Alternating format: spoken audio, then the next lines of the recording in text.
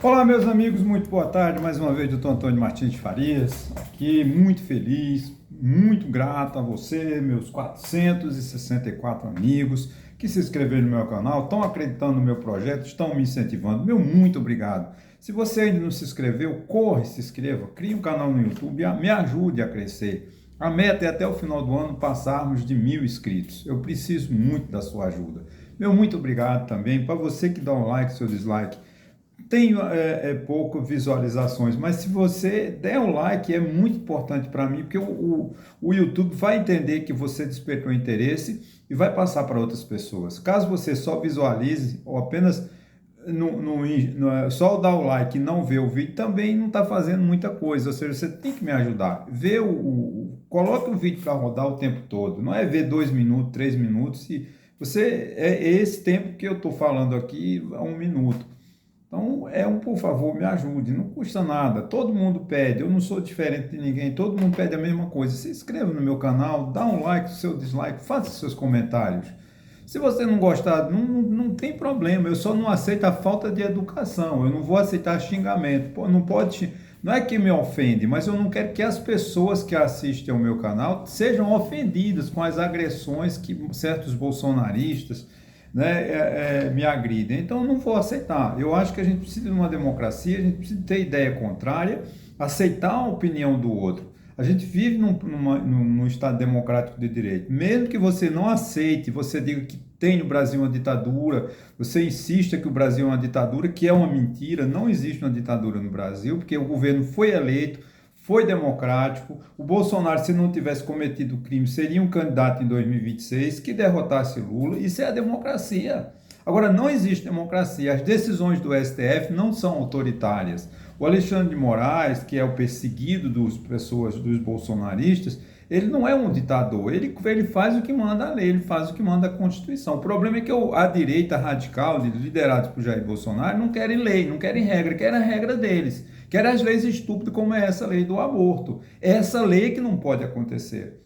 A ditadura do Silas Malafaia, né, que é o maior defensor dessa lei, esse é um ditador, é uma teocracia, é que nem no Irã, né? O Brasil, com essa ideia do Malafaia, de matar, né, de prender por 20 anos uma menina de 12, 13 anos que engravidou por via estupro, ainda não tenha direito a tirar a criança, fazer o aborto conforme é a posição legal, a posição jurídica brasileira, né? Então, essa ideia da lei que foi do projeto de lei que foi aprovado às pressas, às escondidas, né, tentando enganar o povo foi para a rua e a gente tem que ir para a rua condenar uma estupidez dessa. Essa aí é uma ditadura. Agora, as decisões do STF não são ditaduras. Então, o Brasil não vive uma ditadura, mas mesmo você, bolsonarista, que entende que vive uma ditadura, eu não vou aceitar a sua ignorância, o seu atraso, a sua mediocridade, porque você não tem que xingar o outro, né? Você tem que me respeitar, assim como eu lhe respeito,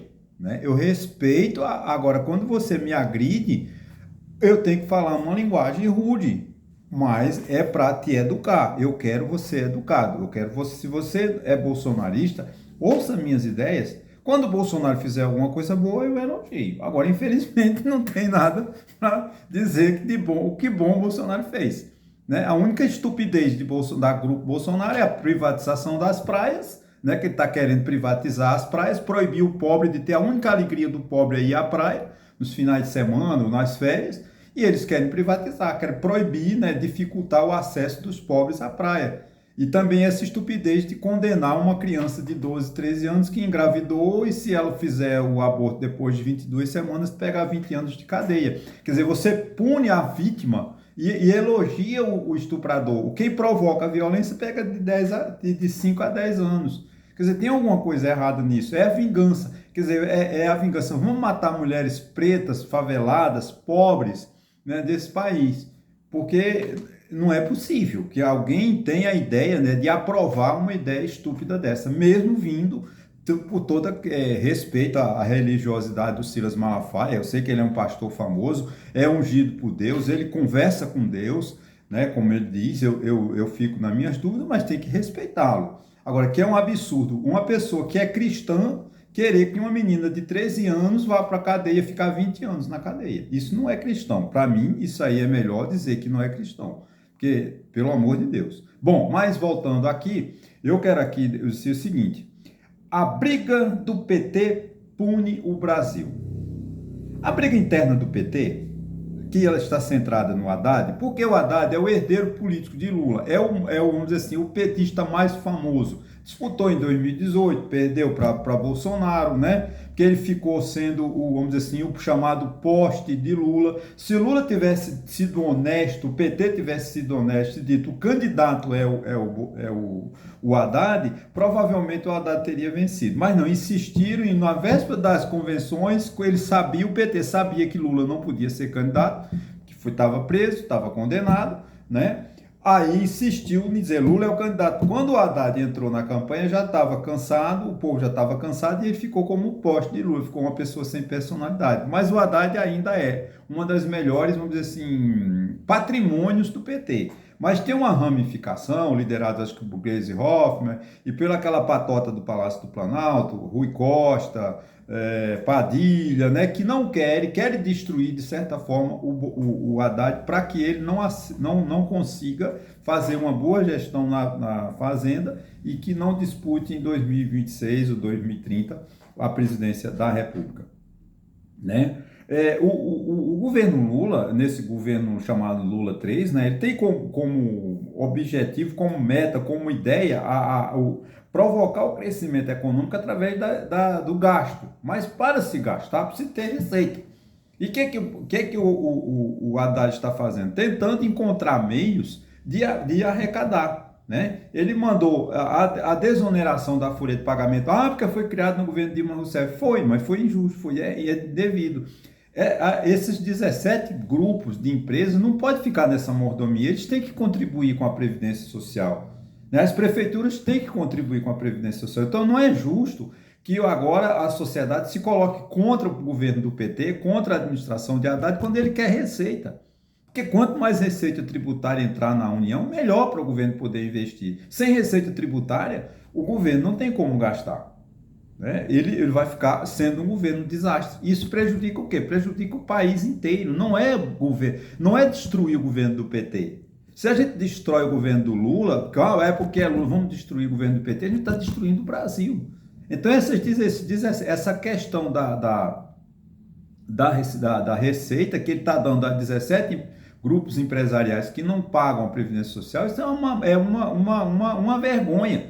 Né? A sociedade tem que se convencer, os empresários, se fossem honestos, eu sou o primeiro a querer pagar o tributo, porque é o país desenvolvido com o imposto que o país vai se desenvolver, que ele vai ter mais cliente, ele vai ter mais chance de vender, ele vai ter mais lucro. Agora não, ele quer ficar rico, quebrar a empresa, mas os empresários são ricos. Essa teoria do Brasil, empresários ricos, empresas falidas, tem que acabar nesse país. E só acaba quando alguém faz críticas como eu. Porque o que é uma vergonha, os empresários do Brasil, eles não querem pagar imposto. E uma coisa, gente, não é o empresário que paga o imposto. Porque o imposto passa pelo empresarial, mas quando ele vai fazer o balanço, ele desconta o imposto. Quem paga o imposto é o consumidor final. Quem paga o imposto sou eu, você, e ainda eu pago 2 vezes, porque eu pago o tributo, porque já está incluído no preço do produto que eu comprei no supermercado, na indústria, na prestação de serviço, e ainda pago pela falta de serviço, porque o Estado dá isenção a esses grupos empresariais, eles não tiram, ou eles não reduzem o preço dos produtos, não geram emprego, isso é uma mentira, vai gerar desemprego, que gere. O mercado tem que se encontrar, agora tem que ser honesto, tem que ser isonomia, todo mundo tem que pagar tributo. Né? Então o Haddad não está errado nisso, mas fizeram uma onda e querem destruir o Haddad por esse lado. Outra coisa, a questão do crédito tributário. Gente, a gente tem que resolver essa questão. Um dia a sociedade terá que resolver esse problema. Você não pode deixar de arrecadar por ano 550 bilhões de reais, que é o que o governo deixa de arrecadar por ano para dar para o empresário ficar rico. Né? Para empresário no Nordeste, para usineiros, para grandes empresários no Nordeste, o que a Sudene, o que o Sudão, o que a Goldevasf faz para o pobre desse país? Nada, mas ficam ricos. Né? Você vê agora, tem um ministro do governo Lula que está envolvido em corrupção, né? Segundo informações da onde? Da Codevasf. Para que serve a Codevasf? Para incentivar esse tipo de falcatruas. mas para o pobre não traz nada. Então o país precisa discutir essas questões, né? Então a questão dessa medida provisória que o governo, que o presidente do Senado devolveu, é uma derrota flagrosa para o Lula, e o Lula está parado, o Lula está enforcado, né? Porque a sociedade enforcou o Lula. Arthur Lira está destruindo o país quando ele nega a aprovar projetos de lei no Congresso, porque o governo não dá o ministério que ele quer, ou o governo não dá a verba que ele quer. Isso é uma vergonha o que está acontecendo. O Arthur Lira virou um primeiro-ministro, não tem essa figura jurídica, mas quem está mandando no Brasil é o Arthur Lira. O Bolsonaro entregou o Arthur Lira, sim, mas o Bolsonaro não é Lula, Lula não é Bolsonaro. O Bolsonaro ficou dando golpe, tentando dando golpe, e disse: governe aí, tome conta, Câmara, desde que vocês não leiam um processo de impeachment contra mim. Então botou lá o senador do Piauí, que esqueci o nome dele, que era o presidente do PP, botou lá na Casa Civil e gastou à vontade, e Bolsonaro deixou a Câmara à vontade, entregou o orçamento à Câmara Federal. Mas isso não pode acontecer num governo sério, que é o governo do Lula, né? Que Lula quer chegar em 24 anos. Tem erro no governo Lula? Muitos. Por exemplo, a escolha dos ministros de Lula foram um desastre. Você vê que tem 38 ou 39 ministérios, né? Que agora com o do Rio Grande do Sul, o seu Paulo Pimenta, que foi lá para o Rio Grande do Sul, mas não funciona. Os ministérios não se comunicam, ministros que você nem conhece, porque eles são apagados. Venha agora, o ministro das Comunicações é fundamental. O Ministério das Comunicações é fundamental no Estado Democrático de Direito. É ele que controla as redes de rádio, de TV, né? Não pode ser entregue a uma pessoa que está indiciada na Polícia Federal. A culpa é de Lula? Não, a culpa é de quem o indicou. Indicaram ao Lula 38 pessoas do baixo clero, aqueles deputados insignificantes, deputados que não têm competência para ser deputados. Ainda vão dar um cargo de ministro a eles. Esse é o grande problema. Quer dizer, está errada essa coordenação política. Né? O Lula não tem... o Lula não está conseguindo montar uma assessoria que os ministros não são assim, podemos chamar de assessores, são assessores diretos do presidente da República. Mas se o ministro não produz, o presidente da República não pode aparecer. Ora, o Ministério da Educação, nós temos uma greve da universidade, quem tem que negociar com os professores é o presidente da República. Que ministro da Educação é esse? É a competência, é o maior ministro que entende de tudo, porque fez uma revolução na educação do Ceará. Meu Deus, se for, imagine, né? Esse ministro da Educação não sabe negociar nenhuma greve de professores. Então, está muito errado, eu estou preocupado, tá, gente? É uma coisa que a gente tem que discutir, né? O governo parece dar a impressão que não tem responsabilidade. Está governando por governar. Gente, não é assim, não.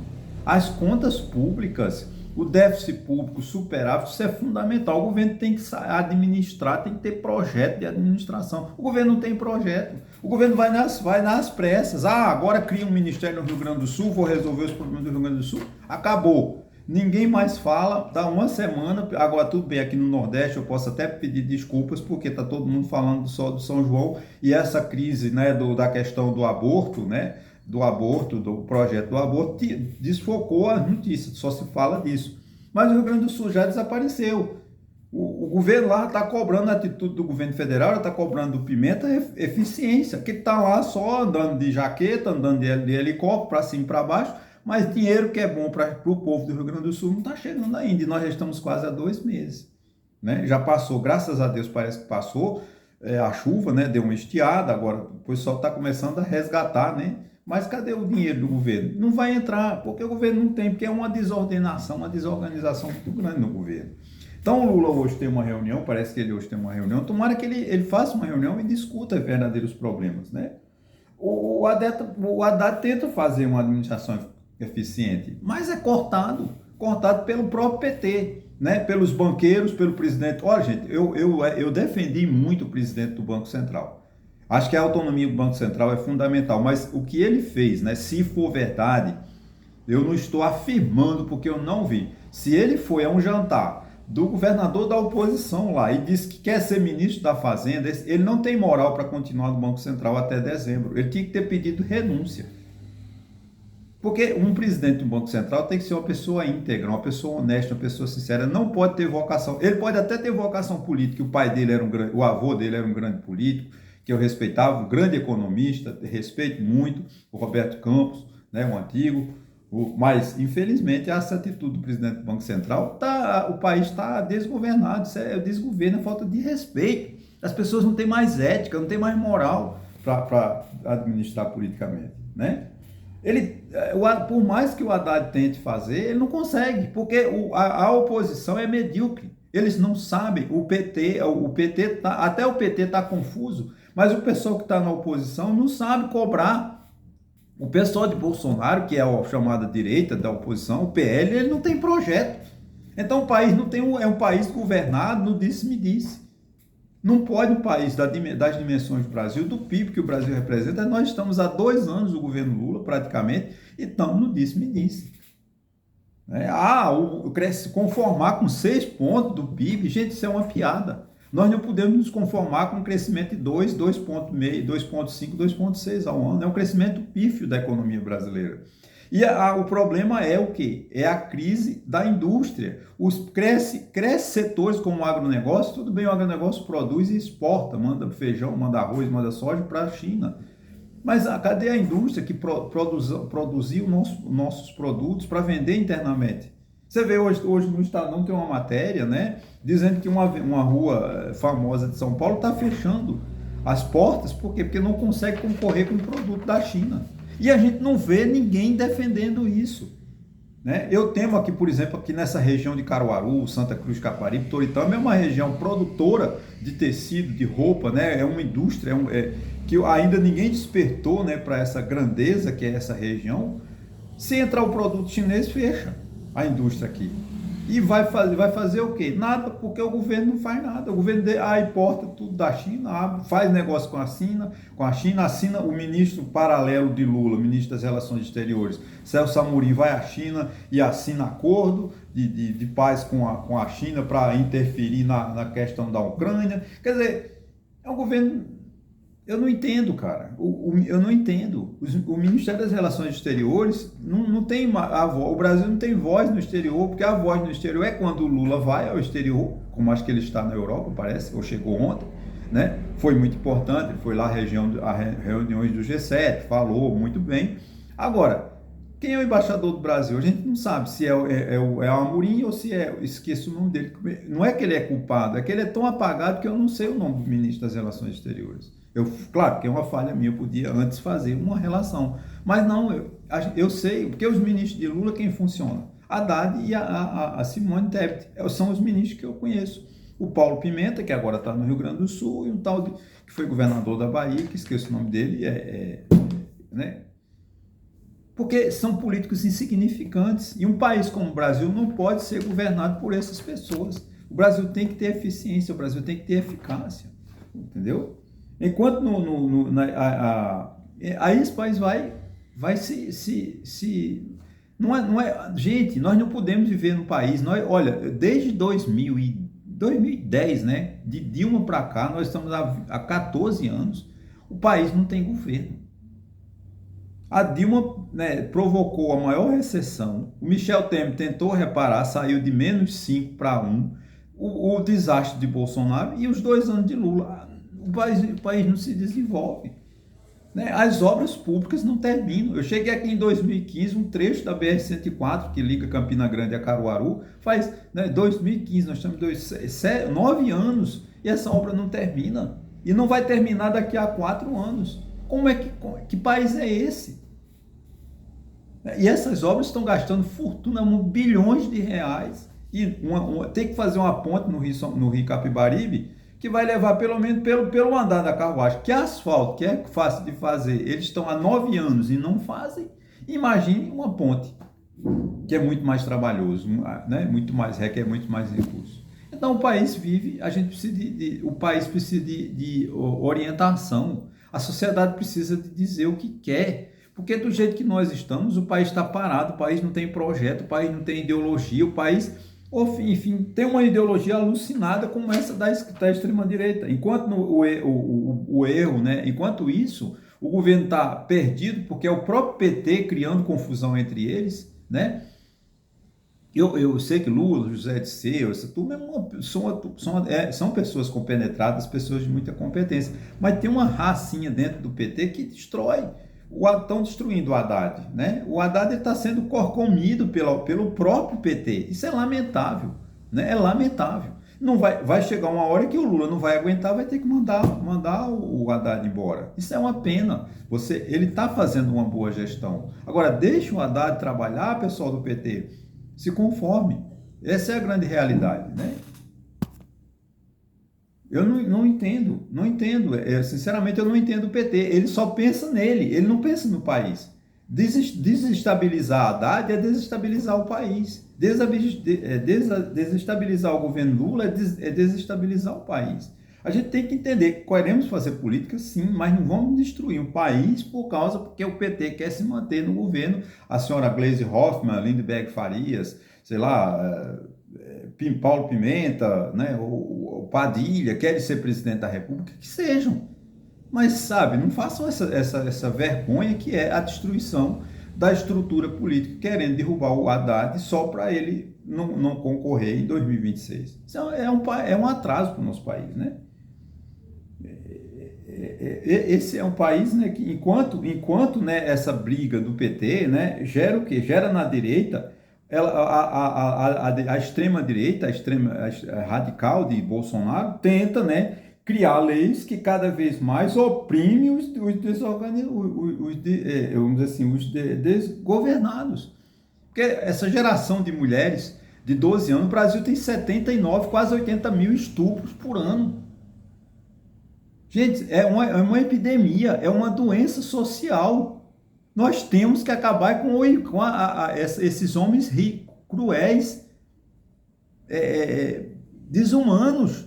80 mil estupros por ano, 79, 80 mil por ano. Aí vem um pastor, né, por uma ideologia, querer condenar a menina de que engravida do pai, que engravida do irmão, que engravida do tio, que ela se retrai, ela se esconde porque ela tem medo, ela está sendo ameaçada, sofrendo. Veio o senhor Malafaia, junto com esse deputado medíocre do Rio de Janeiro, os seus tons lá, não sei lá qual é o nome dele, é bom que eu nem lembro o nome dele, que é tão medíocre que eu não quero lembrar o nome dele. Uma pessoa dessa, para apresentar uma lei para condenar uma menina de 12, 13 anos, porque abortou depois de 22 semanas, né?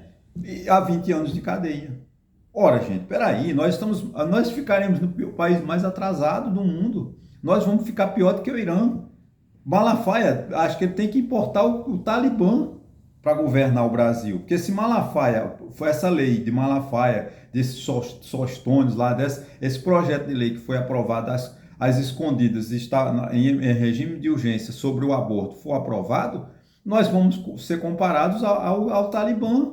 Nós vamos ser comparados ao Irã, que não respeita direitos humanos. Na América Latina, Argentina, Uruguai, Paraguai estão mais evoluídos do que nós, graças a Deus.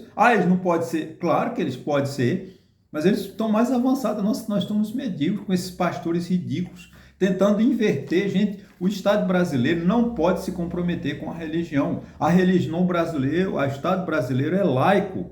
Bolsonaro, Malafaia, eles estão enganando você. Não vá na onda desses pastores picaretas, porque eles estão tentando enganar você. Não tem lugar nenhum na Bíblia, aonde quer que vocês vão, uma condenação tão estúpida quanto essa que querem impor às mulheres. E as meninas são vítimas. Sabe, não para você condenar uma vítima. É que nem eu for assaltado, vão me condenar e vão liberar o ladrão, o assaltante. E é isso? Porque na lógica é essa, né? Você pega uma menina que foi estuprada, põe ela para cumprir 20 anos. E se ela não descobrir, ela se recusar a dizer quem foi o estuprador, ela vai aparecer grávida, mas ela não diz, porque a família vai esconder, porque é tio, porque é irmão, porque é pai, né? Aí vão esconder essa menina, ele vai ficar impune, quem provoca a vítima, né, a violência, fica impune, e a menina que foi violentada vai pegar 20 anos de cadeia. Gente, lógica, aonde é que isso pode acontecer? Isso é uma estupidez. é voltar ao estado da pedra lascada, é o atraso. Nós, ao invés de caminharmos para frente, essa questão do aborto, 80 mil abortos por ano, nós temos que desenvolver políticas sociais que amenizem, que diminuam essa violência cruel contra as menores, contra as meninas pobres do subúrbio desse país. Né? Nós temos política de resgatá-las e não torná-las, encher os presídios de menores. As menores não podem ser presas, não são presas no sentido lato sensu da palavra, mas elas vão ser recolhidas, ficar lá até completar 18 anos, e quando completar 18 anos, o juiz pode dizer, não, agora ela cumpre o resto da pena.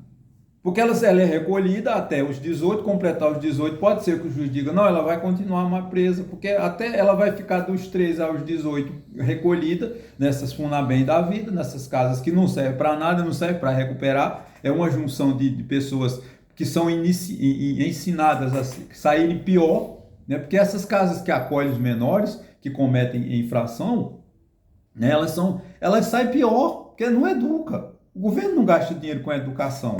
Eu queria ver se o pastor Malafaia tivesse lá uma fundação que cuidasse desse tipo de gente, mas não tem. Ele quer que vá as menores para uma casa de acolhimento, ou os pais vão presos, né, porque permitiram, vamos dizer assim, as suas filhas serem estupradas, e pronto, fica por isso mesmo, e não em nome de uma ideologia. Pelo amor de Deus, simplesmente vai desafiar o presidente Lula. Pelo amor de Deus, vamos abominar essa ideia. Anotem os deputados que defenderam essa ideia e não votem mais neles. O PL não precisa, se dependesse de mim, o PL nunca mais teria um voto. Não, teria o do Valdemar Costa Neto e do Bolsonaro, porque jamais eu, como cidadão, como brasileiro, como ser humano, como cristão, votaria num partido que defende colocar na cadeia meninas vítimas de estupro, vítimas de violência sexual.